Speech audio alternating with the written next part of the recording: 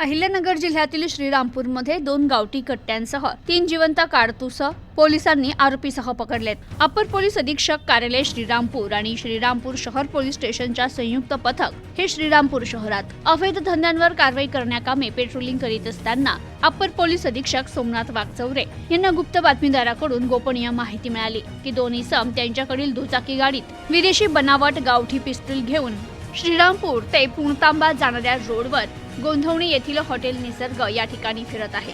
अशी माहिती मिळाल्यानं त्यांनी संबंधित पथकास तात्काळ त्या ठिकाणी जाऊन खात्री करून कायदेशीर कारवाई करण्याचे आदेश दिले.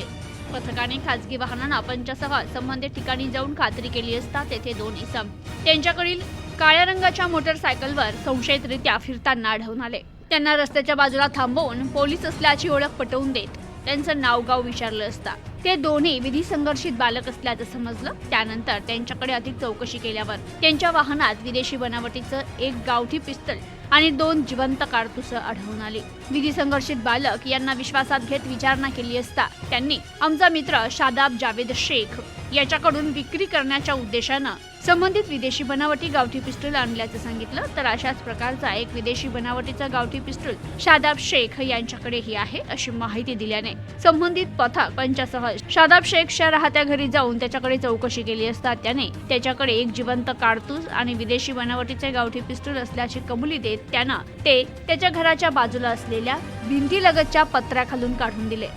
संबंधित कारवाईत 2 विदेशी बनावटी गावठी पिस्तूल, 3 जिवंत कारतूस, 3 मोबाईल आणि 1 मोटरसायकलसह आरोपीला ताब्यात घेण्यात आलंय. आरोपी विरुद्ध श्रीरामपूर शहर पोलीस स्टेशन येथे गुन्हा दाखल करण्यात आलाय आणि आरोपी शादाब शेख याला अटकही करण्यात आली आहे. तर त्याच्यावर अनेक गुन्हे दाखल आहे. तर शादाब जावेद शेख याने 2 अल्पवयीन मुलांना अग्निशस्त्र विकल्याचं समोर आल्यानं याबाबत सविस्तर तपास करून शादाब शेख याच्यावर वाढीव कलम लावण्यात येत आहेत. याबाबत श्रीरामपूर पोलीस अधिक तपास करतायत. Bureau report, news today 24, Shrirampur, Ahilyanagar.